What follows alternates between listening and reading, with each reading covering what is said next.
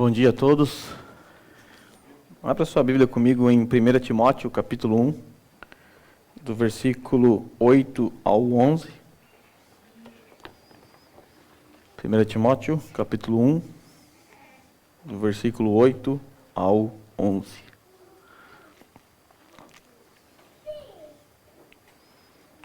A palavra do Senhor diz assim: Sabemos que a lei é boa, se alguém a usa de maneira adequada.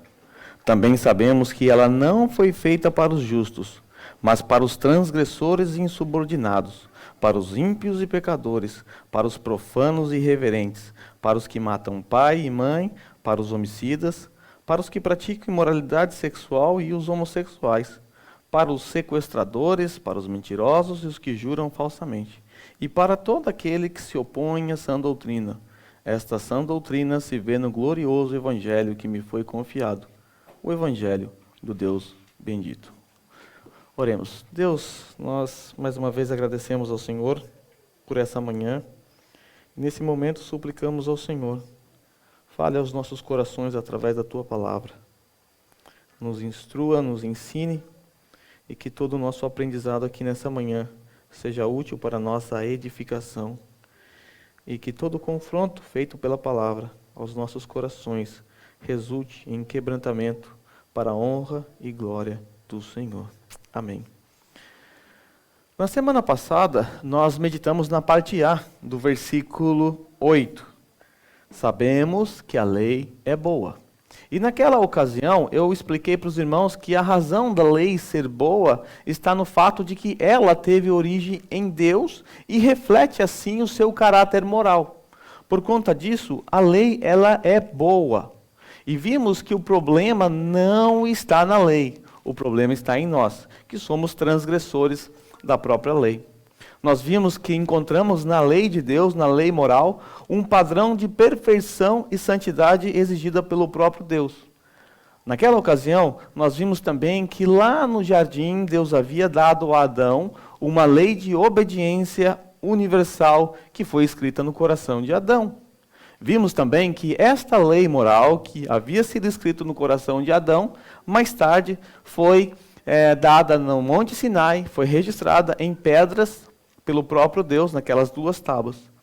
E esta regra moral, que foi dada lá no Jardim do Éden, que depois foi registrada no Monte Sinai, ela continua sendo o padrão moral de justiça, mesmo após a queda.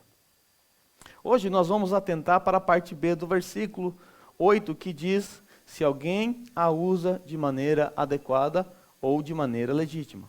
A lei é boa, agora a parte B, se alguém a usa de maneira adequada ou legítima. Porque esse era o problema que estava acontecendo na igreja de Éfeso naquela circunstância. Os falsos mestres, que tomavam para si o título de doutores da lei, de mestres da lei, quando na verdade nem eles entendiam a própria lei, eles estavam usando a lei de maneira equivocada. E isso estava trazendo confusões naquela igreja, divergências, como nós vimos há 3 sermões atrás. Com isso, nós hoje entramos em um terreno movediço.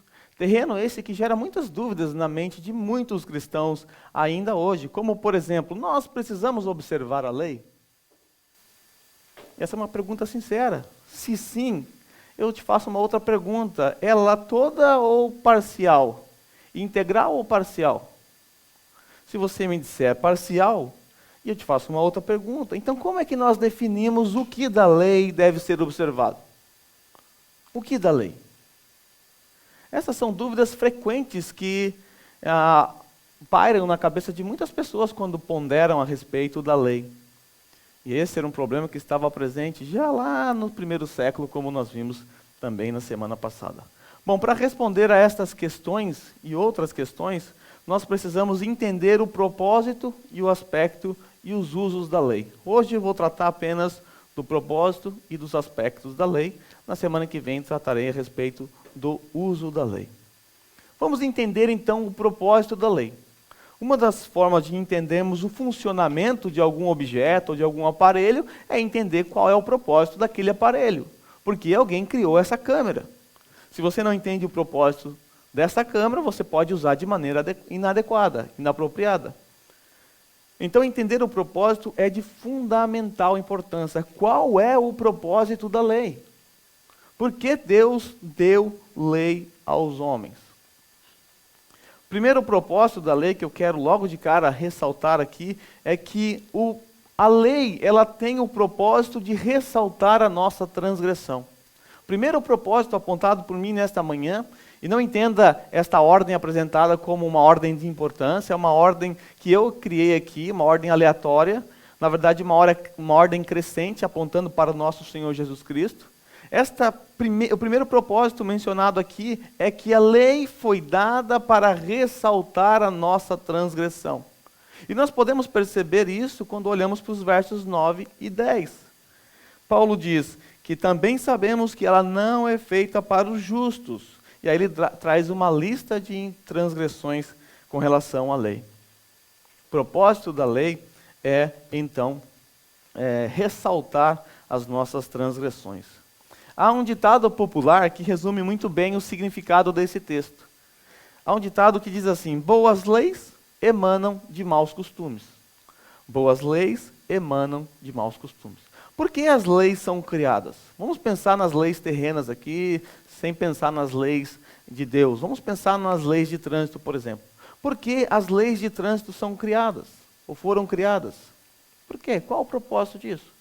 Você acha que as leis foram criadas porque os motoristas são fantásticos, eles respeitam o limite moral de velocidade, eles mesmos vão olhar, bom, aqui 40 por hora é adequado porque tem escola, olha, eu nesse cruzamento aqui vou parar, eu deduzo que aqui eu tenho que parar e eu vou respeitar, e fica, na verdade, a briga para ver quem é que vai dar passagem para o outro. Vai você, não vai você.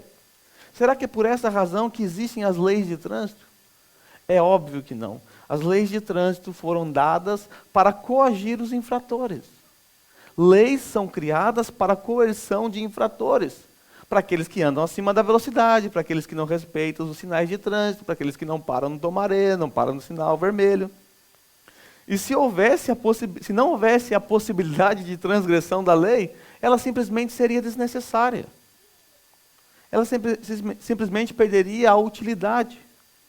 Esse ponto aqui eu quero tratar um pouco melhor quando nós chegarmos lá nos 3 usos da lei, na semana que vem. Mas por enquanto vejamos esse propósito da lei de ressaltar as nossas transgressões no texto bíblico. Romanos capítulo 5, versículo 20, diz assim: a lei foi introduzida para que a transgressão fosse ressaltada. A lei foi introduzida para que a transgressão fosse ressaltada. Gálatas capítulo 3, versículo 19 diz assim: então qual era o propósito da lei?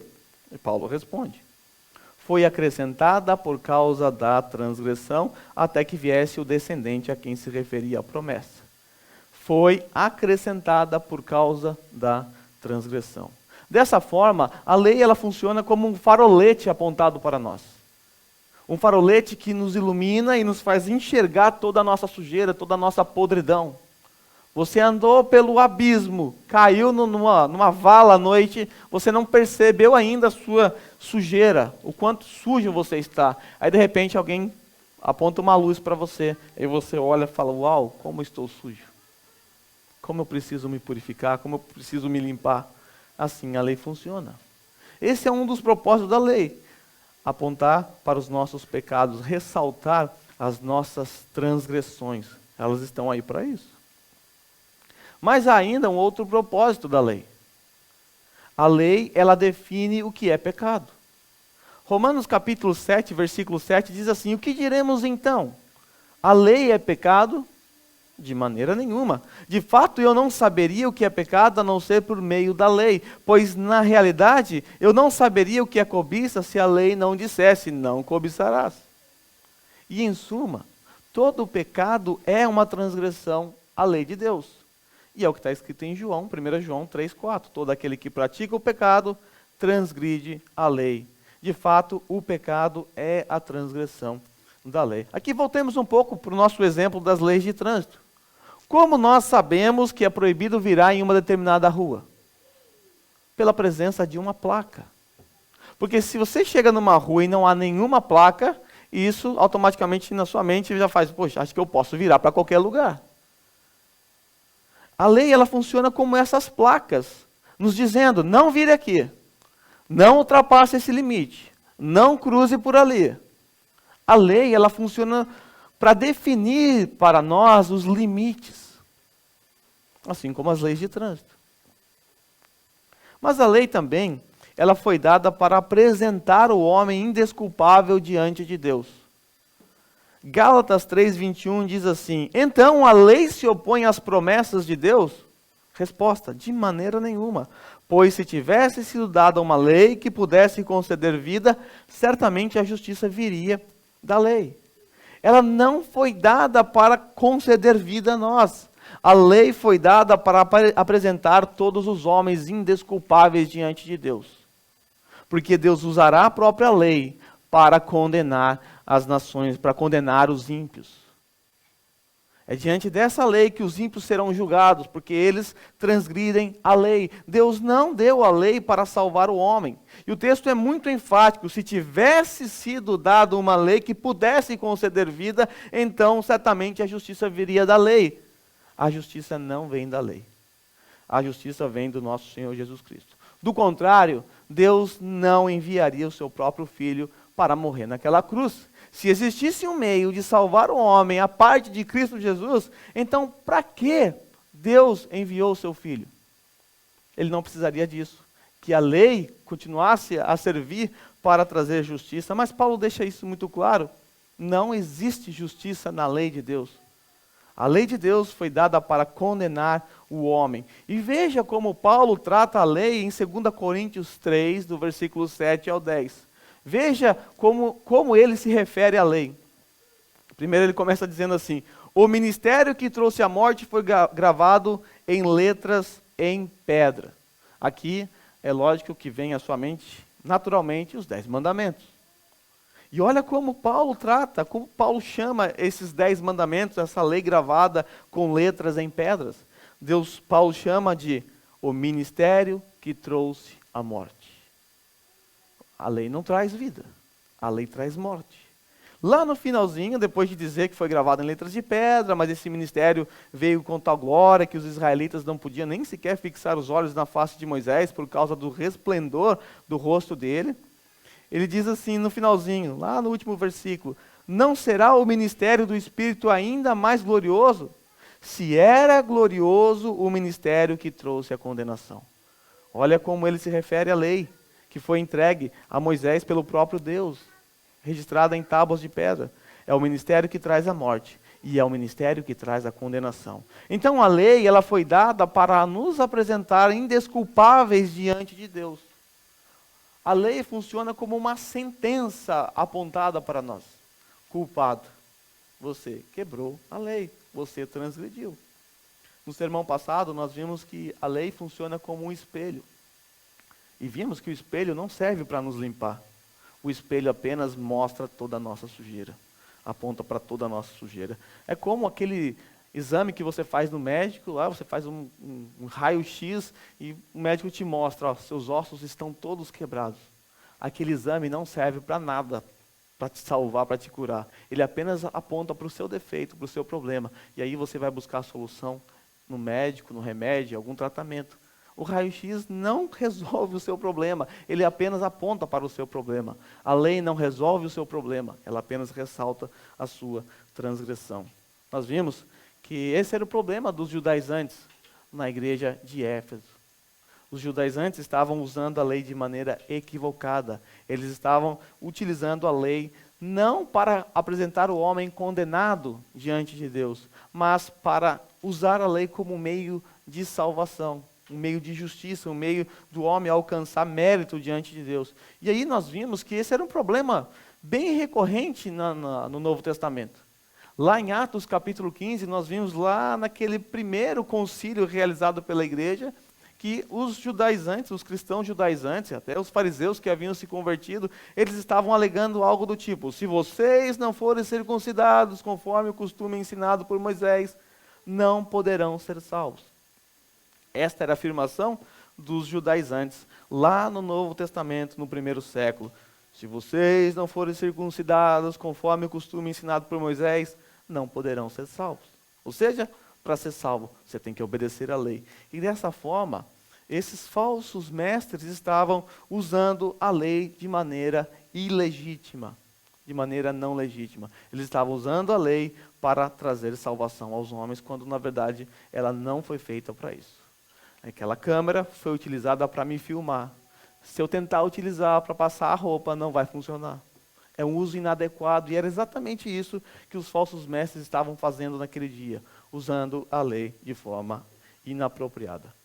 Bom, nós vimos que o propósito da lei é ressaltar a nossa transgressão, definindo o que é pecado, e aí, com essa definição nós temos a clareza do que é que nós quebramos, de que rua nós viramos que era proibida. Depois nós vimos que a lei foi dada para apresentar o homem desculpável diante de Deus, a ressaltar ainda mais a sua pecaminosidade, funcionando como uma sentença condenatória para ele, contra ele.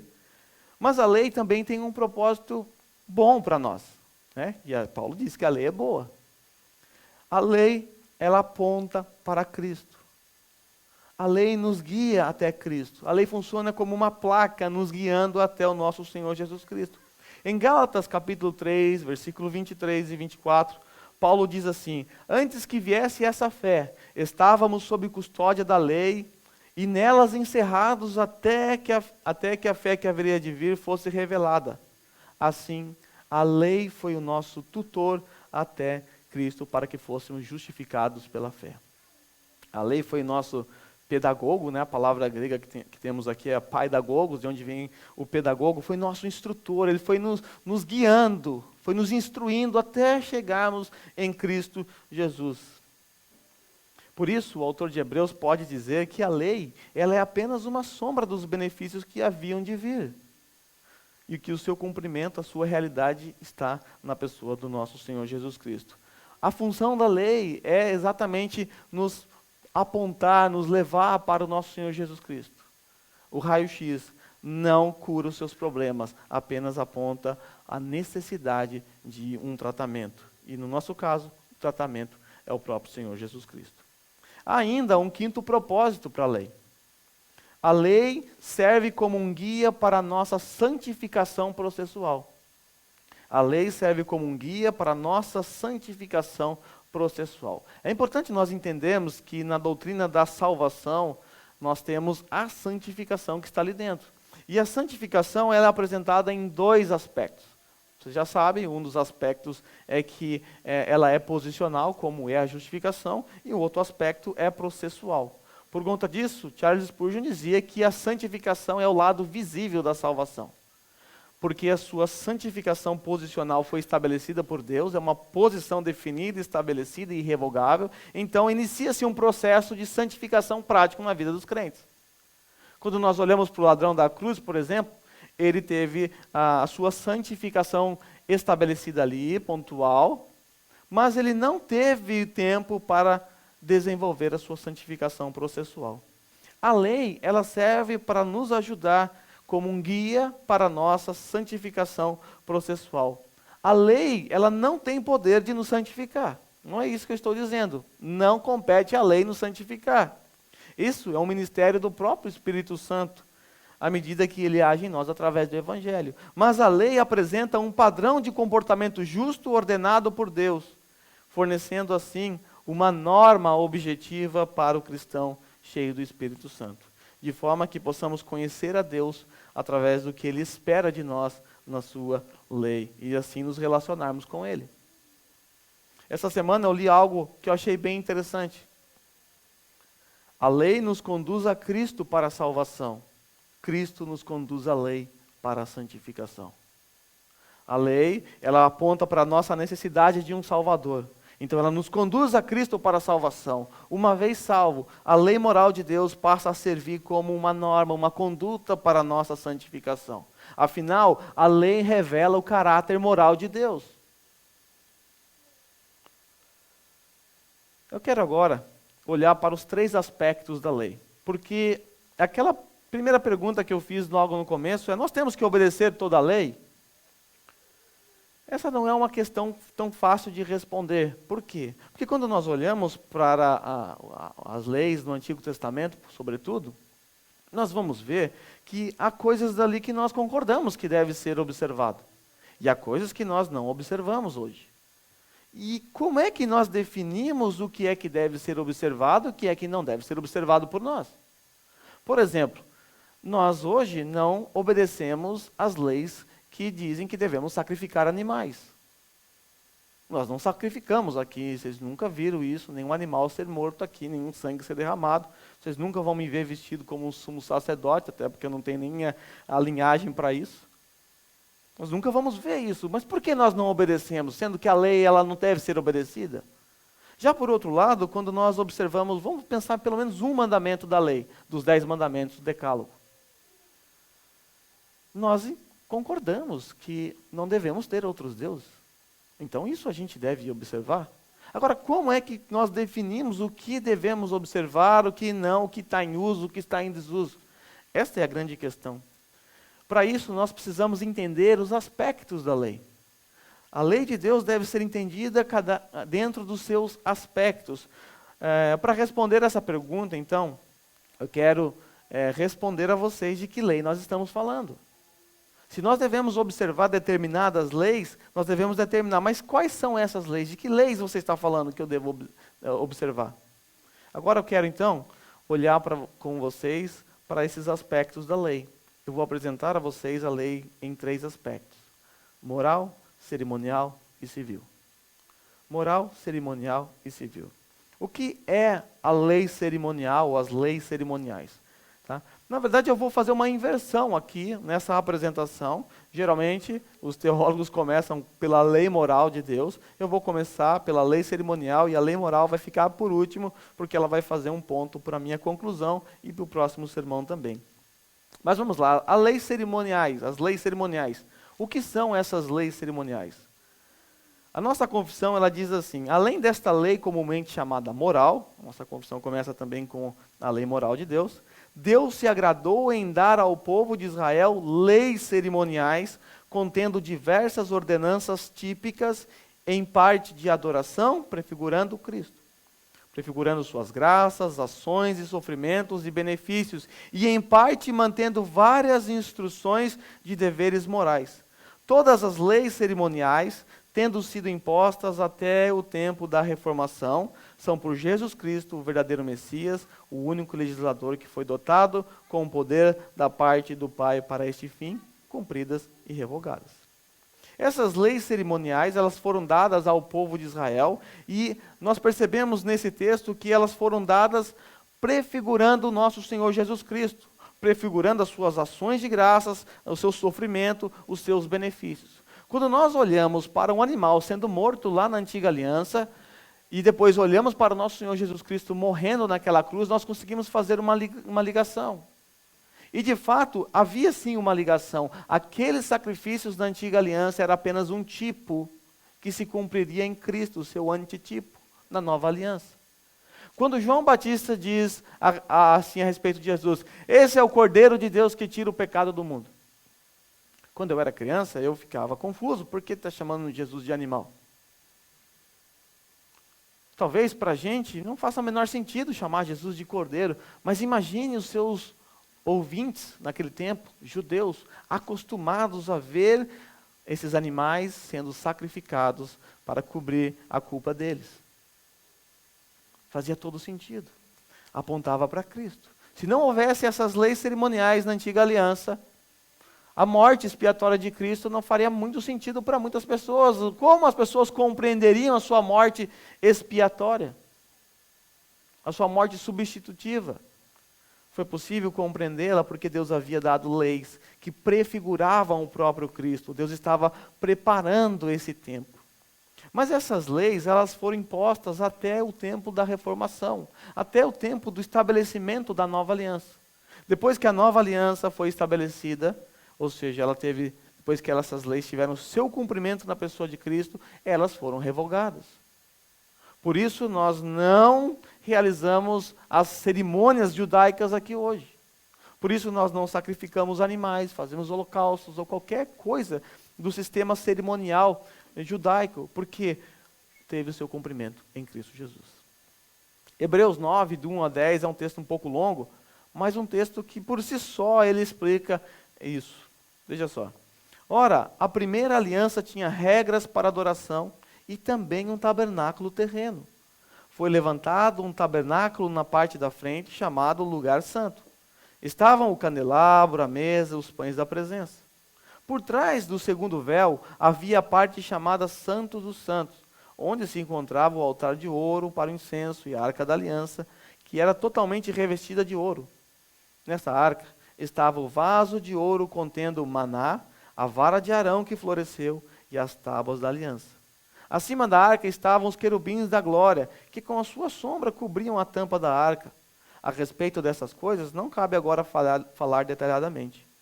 Estando tudo isso assim preparado, os sacerdotes entravam regularmente no lugar santo do tabernáculo para exercer o seu ministério.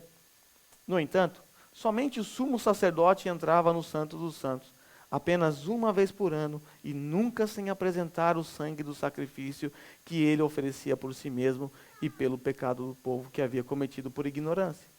Agora preste atenção. Dessa forma, o Espírito estava mostrando que ainda não havia sido manifestado o caminho para o Santo dos Santos, enquanto permanecia o primeiro tabernáculo. Olha como o autor de Hebreus ele descreve o cumprimento disso na pessoa de Cristo. Dessa forma, o Espírito estava mostrando, apontando que ainda não havia sido manifestado o caminho para os Santos dos Santos. Nós cantamos uma música que fala que o véu que nos separava, né? Ele já não separa mais, aquele véu do Santo dos Santos, onde somente o sumo sacerdote podia entrar.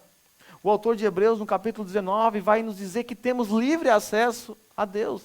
Temos livre acesso a esse Santo dos Santos. Isso pelo que Cristo Jesus fez na cruz. Porque aquele sistema sacrificial apontava, todo aquele ritualismo judaico apontava para aquilo que aconteceria em Cristo Jesus. E aí o autor termina dizendo assim: isto é uma ilustração para os nossos dias, indicando que as ofertas e os sacrifícios oferecidos não podiam dar ao adorador uma consciência perfeitamente limpa. Eram apenas prescrições que tratavam de comida e bebida e de várias cerimônias de purificação com água. Essas ordenanças exteriores foram impostas até o tempo da nova ordem, até o tempo do estabelecimento da nova aliança. Por conta disso, eu e vocês não estamos mais diante desses rituais. Essas leis, elas não estão sobre nós. Nós não temos razões sequer para obedecê-las. Elas se cumpriram no próprio Senhor Jesus Cristo. Por isso, Hebreus 10:1 diz que a lei traz apenas uma sombra dos benefícios que hão de vir, não a sua realidade. Por isso, ela nunca consegue, mediante os mesmos sacrifícios repetidos, ano após ano, aperfeiçoar os que se aproximam para adorar. Fica-nos evidente que essas leis cerimoniais, elas foram dadas com o intuito de apontar para o nosso Senhor Jesus Cristo. Todo o sistema levítico, com seus sacrifícios, rituais e cerimônias, eram apenas sombra do que haveria de vir. E foram aplicadas até o tempo da reformulação, como nós acabamos de ler. Sendo assim, as leis cerimoniais tiveram seu cumprimento pleno na pessoa de Jesus Cristo, porque Ele é o verdadeiro tabernáculo. Ele é o verdadeiro e suficiente sacrifício, o verdadeiro sumo sacerdote, o verdadeiro profeta e assim por diante. Sendo assim, essa lei, ela não está mais em vigor para nós hoje. Mas existe também um outro aspecto da lei. Nós vimos aqui a lei cerimonial, existe também o aspecto civil e judicial. Para eles, para o Israel étnico, vamos ter essa palavra em mente, para o Israel étnico, Deus deu várias leis civis que expiraram com a nação daquele povo. Essas leis civis ou judiciais são leis específicas que Deus deu para o povo, a nação de Israel, e que não tem nada a ver com a gente. Essas leis foram dadas para o Israel que habitaria naquela terra, o Israel que foi tirado do Egito, que agora estava adentrando uma terra prometida por Deus, e essas leis foram dadas para organizar o povo da aliança, para organizar aquela nação. Israel havia recebido muitas leis de Deus naquele tempo. Essas leis eram para legislar sobre as suas condutas nas diversas situações do dia a dia. A finalidade dessas leis era regular uma sociedade civil do Estado teocrático. Olhando hoje, com o Novo Testamento em mãos, de um espectro maior, nós podemos perceber que essas leis foram dadas para a preservação e organização do povo da aliança. E através dessa legislação que foi imposta ao povo de Israel, à nação de Israel, foi possível reconhecer o descendente da mulher. Reconhecer a sua genealogia, os seus ancestrais. Como nós saberíamos que Jesus é o cumprimento de Gênesis 3,15? Como podemos saber que Jesus é o descendente de Davi? Como podemos saber que Jesus é da tribo de Judá? Por conta dessas leis civis que foram dadas à nação de Israel. A nação de Israel funcionou como um berço para o Messias. Deus então dá essas leis para preservar e organizar o povo da aliança.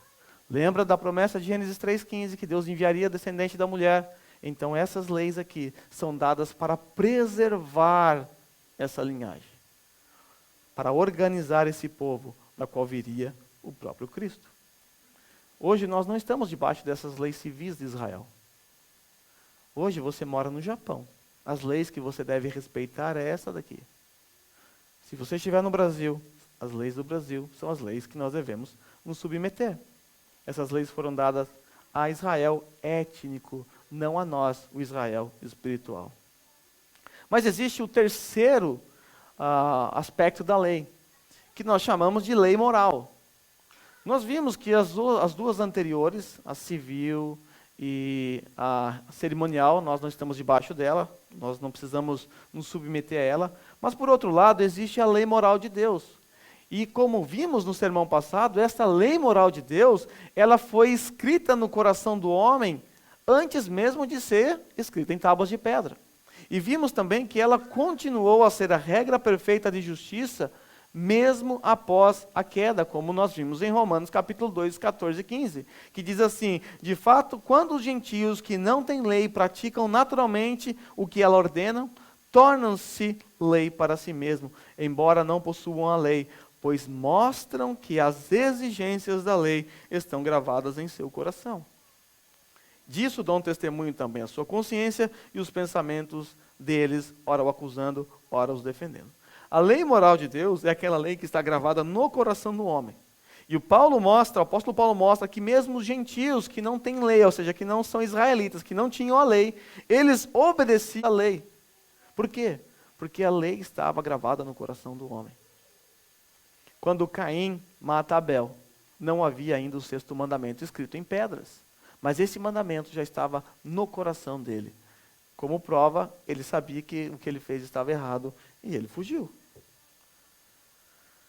Como eu disse, mais tarde, essa lei moral, gravada no coração do homem, ela foi entregue por Deus lá no Monte Sinai e escrita em 2 tábuas. Os 4 primeiros mandamentos, na primeira tábua, contém o nosso dever para com Deus. A outra tábua, contendo os 6 outros mandamentos, aponta para o nosso dever para com o homem, com o próximo. E por isso, o Senhor Jesus Cristo, ele pôde resumir a lei em 2 mandamentos. Foi o texto que o nosso irmão Eduardo leu em Mateus 22, 34 e 40. Ao ouvirem dizer que Jesus havia deixado os saduceus sem respostas, os fariseus se reuniram. Um deles, perito na lei, pôs à prova com esta pergunta: Mestre, qual é o maior mandamento da lei? E Jesus então responde: ame o Senhor, o seu Deus, de todo o seu coração, de toda a sua alma e de todo o seu entendimento. Esse é o primeiro e maior mandamento. É uma referência à primeira tábua da lei, que contém os 4 primeiros mandamentos. Não terás outros deuses, não fará para ti imagem de escultura, não fale o nome de Deus em vão e santifique um dia para ele, o sabate. É a lei que rege o nosso relacionamento com Deus, o que Deus espera de nós. Do outro lado, nós temos o outro mandamento, a outra tábua da lei. Jesus disse, e o segundo é semelhante a ele: ame o seu próximo como a si mesmo. Os outros 6 mandamentos. Portanto, se eu honro meu pai e minha mãe, eu estou amando o próximo. Se eu não mato, se eu não adultero, se eu não furto, se eu não dou falso testemunho, se eu não cobiço, isso é amor ao próximo. E aí Jesus, que desses 2 mandamentos depende toda a lei e os profetas. A lei moral de Deus. Como nós vimos, a lei ela deve ser entendida e interpretada de acordo com os seus aspectos. Dessa forma, nós conseguimos entender o que da lei está em vigência nos nossos dias hoje. O que nós devemos observar da lei? Nós vimos que a lei civil e cerimonial, elas cumpriram o seu propósito. E elas perderam o seu uso com a nação de Israel. Vimos apenas que há aspectos até que morais na lei civil, por exemplo, que nós podemos observar. Como, por exemplo, como o feto era tratado na lei civil. A gente pode perceber um princípio moral nisso tudo, mas nós não estamos debaixo dessa lei. Nós vimos também que nós estamos agora debaixo da lei, não estamos debaixo da lei cerimonial, nem debaixo da lei civil, mas estamos debaixo da lei moral de Deus, porque a lei moral de Deus ela é perene. A lei moral de Deus foi dada lá no Jardim do Éden, no coração do homem, foi escrita em tábua de pedra, e segundo a profecia de Jeremias, ela continua escrita nos nossos corações e nas nossas mentes, ainda hoje. Esse era o problema que estava acontecendo com os falsos mestres na igreja de Éfeso. Eles não estavam entendendo os usos adequados da lei.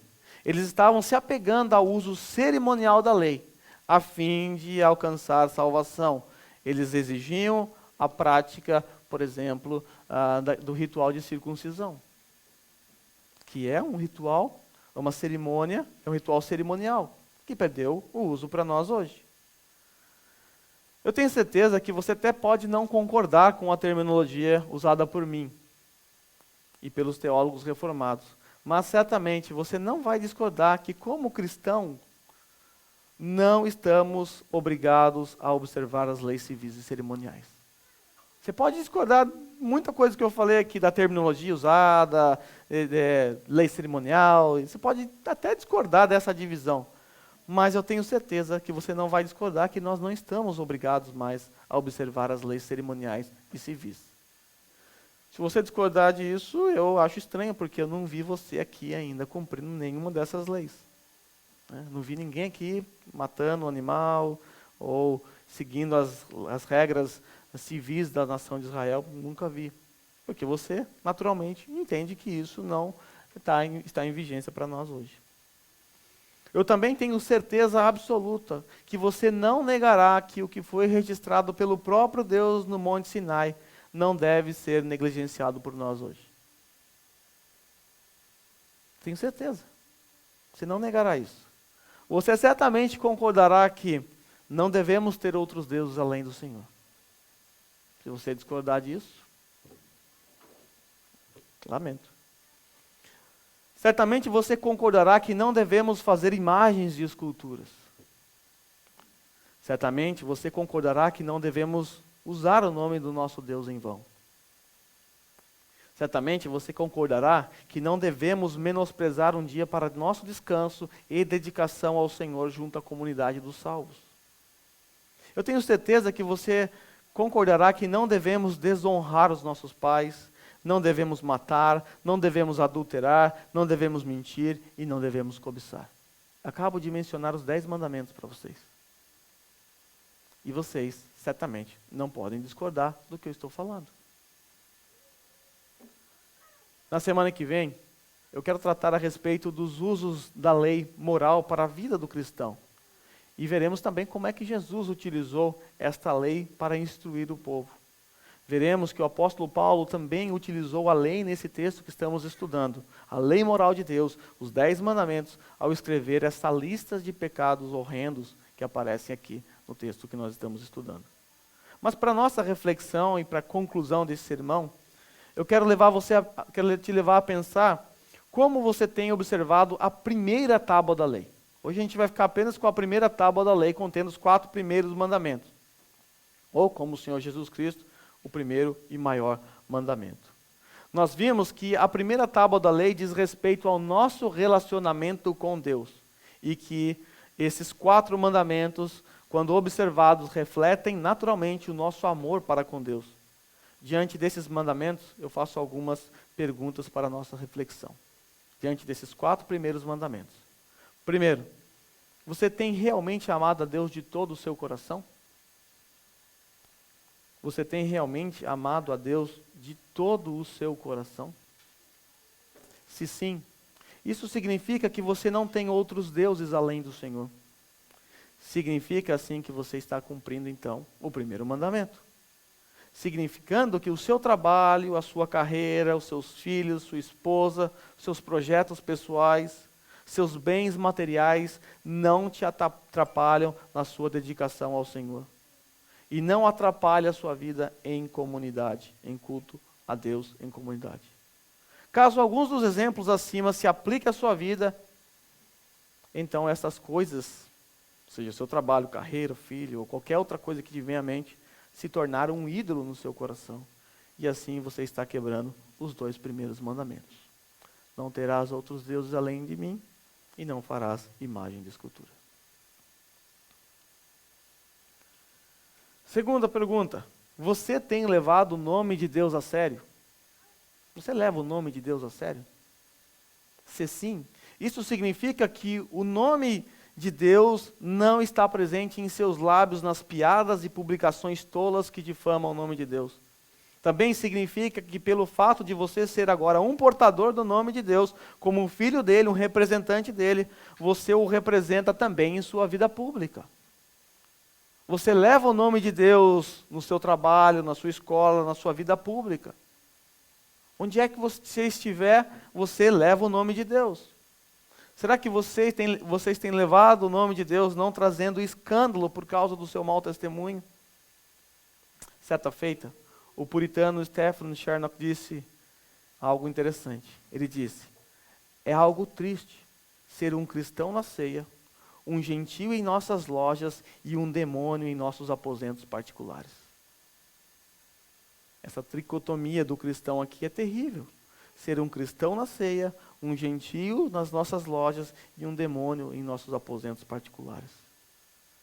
Isso não é levar o nome de Deus a sério. Não é representar o nome de Deus. Caso você se enquadre nesse exemplo acima, você estará quebrando o terceiro mandamento. Terceira questão para refletir. Você tem dedicado pelo menos um dia para o Senhor? Pelo menos um dia para o Senhor? Tem sido a sua prioridade estar reunido com a comunidade de santos no dia do Senhor, hoje?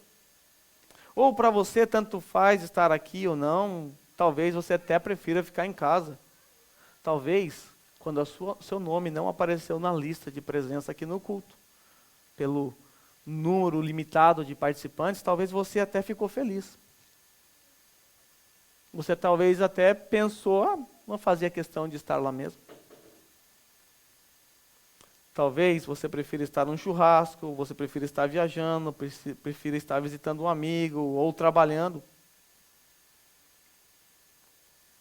Será que a sua vinda para o culto público no dia do Senhor é uma fonte de alegria para você? Ou você vem por meras obrigações religiosas e sociais, afinal, se eu não for, vão me mandar uma mensagem. Por que você não veio hoje? Está tudo bem? Outro dia, alguém me mandou um texto. Esse texto diz assim: o desprezo pela reunião pública no dia do Senhor é um reflexo pela indiferença espiritual no âmbito particular e doméstico. Vou repetir. O desprezo pela reunião pública no dia do Senhor é um reflexo da indiferença espiritual no âmbito particular e doméstico. Se você se identificou com um dos exemplos acima, é porque você não tem levado a sério o quarto mandamento. E o desprezo pela primeira tábua da lei, essa tábua que revela o nosso relacionamento com Deus. Se nós desprezarmos essa primeira tábua, estaremos revelando o nosso desprezo para com o próprio Deus. A saber, não estamos amando a Deus de todo o nosso coração, de toda a nossa alma e de todo o nosso entendimento. E se somos incapazes de amar a Deus, que é perfeitamente imoral, qual a chance de cumprirmos a segunda tábua da lei, que segundo Jesus se resume a amar o próximo como a nós mesmos? Nenhuma. É um caminho de duas vias. Se você não consegue amar a Deus, que é um ser perfeito, moral, que não falha, que não erra, como é que você vai conseguir amar o próximo que falha, erra, pisa no seu pé, no seu calo? Não haverá nenhuma chance. Da mesma forma, se você não amar o seu próximo como a você mesmo, você não pode amar a Deus. Se eu não amo quem eu vejo, como eu posso amar a Deus a quem eu não vejo? Isso é impossível, é um caminho de duas vias. Amar a Deus e amar ao próximo estão entrelaçados. Eu amo a Deus e eu amo ao próximo. Eu amo ao próximo como uma demonstração que eu amo a meu Deus. Essa semana eu assisti uma palestra a respeito da lei, lá na Charles Spurgeon. Eu recomendo a você que assista, do Mauro Menster. É antigo já havia assistido e assisti de novo. Eu achei interessante a forma como o Mauro, ele olhou para os 4 primeiros mandamentos, na verdade ele olhou para os 10, né, mas ele olhou para os 4 primeiros mandamentos e olhou com olhares voltados para o matrimônio. Porque o que Deus faz com a nação de Israel é um matrimônio, é um casamento, é uma aliança. Deus fez um pacto, uma aliança com Israel. E aí, na explicação dele, ele usou a ilustração do casamento, eu achei isso muito didático. Ele diz assim, está lá o noivo, prestes a se casar, então ele chega para a noiva e fala assim, olha, eu te amo muito, eu quero me casar com você, mas eu tenho algumas regrinhas para você, minha querida esposa, minha futura esposa. Primeira regra, eu não aceito que você tenha outro homem. Eu não aceito que você se relacione com outro homem. Porque se assim você fizer, você estará quebrando a nossa aliança. Existe também uma segunda exigência que eu faço a você, minha futura esposa. Eu não admito que você ande com foto de outro homem na sua carteira. Nem que haja um pôster no seu quarto de outro homem. Eu sou exclusivo. Não admito o Brad Pitt na parede do quarto da minha esposa, sem camisa. Já se viu isso? Deus então diz, não faça para ti imagens de escultura. Segundo mandamento. E então o noivo diz assim à noiva, olha, você se casará comigo. Você receberá o meu nome. Você será uma representante do meu nome. Eu não aceito que você use o meu nome de forma inapropriada. Não passe cheque sem fundo no meu nome. Não faça promessas em meu nome. Não deboche do meu nome diante das pessoas. Essa é a minha terceira exigência. Não use o nome de Deus em vão. Mas agora quero te dar quero te apresentar uma quarta exigência, minha querida noiva. Nós devemos nos amar todos os dias da semana, 24 horas por dia. Você é especial para mim, eu sou especial para você. Nós devemos ter um relacionamento profundo o tempo todo, 30 dias no mês ou 31. Porém, nós temos os nossos afazeres. Temos filhos vamos ter filhos para criar, cuidar da casa, terei que trabalhar. Então eu exijo de você, minha esposa, minha futura esposa, que você se dedique um dia da semana para mim. Pelo menos um dia. E nesse dia nós vamos nos deleitar, nós vamos nos alegrar, nós vamos nos satisfazer. Vai ser um dia muito gostoso entre eu e você. É um dia só para nós. Escolhido, separado só para nós. Nós temos os nossos afazeres durante a semana. Mas nesse dia aqui, é um dia para eu e você. Para nós nos relacionarmos. Para nós nos amarmos. Esses são os 4 primeiros mandamentos. Que eu acabo de mencionar aqui. Que o Senhor Jesus, irmãos, nos capacite a ter uma disposição mental para observar os mandamentos morais de Deus. Não por meras obrigações. Não por meras obrigações. Se houver no seu coração a ideia de que, olha, eu tenho que obedecer isso por obrigação, você não entendeu nada. Para nós cristãos, a observação dos princípios morais de Deus não é por obrigação, mas é por amor. O Senhor Jesus Cristo, Ele disse isso. Certa feita, Ele diz que aqueles que têm os meus mandamentos e os guarda, este é o que me ama. Guardar os mandamentos do Senhor Jesus Cristo é uma demonstração de amor a Ele. Se você não faz por amor, se você não obedece por amor, então você é apenas um religioso. E talvez um dos piores religiosos, do tipo de religioso que existe, como eram os fariseus. como eram os falsos mestres. Torno a repetir, se para você estar aqui no domingo é apenas uma obrigação cerimonial, eu tenho que estar lá por alguma razão, para ser purificado, ou porque senão vou ser cobrado, você não entendeu ainda. Estar aqui deve ser um privilégio para você, porque você ama o seu Senhor. Estar aqui no culto público, no domingo de manhã, deve ser a coisa mais importante a se fazer nesse dia.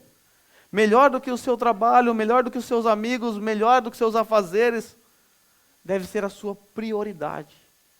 Porque esse é o dia que o próprio Deus separou para nós, para nos encontrarmos a comunidade e nos encontrarmos com Deus em adoração pública. E um detalhe, o dia do Senhor não acaba meio-dia quando eu terminar de pregar. Esse é um dia que você deve utilizar para o seu descanso e lembrando que é um dia do Senhor.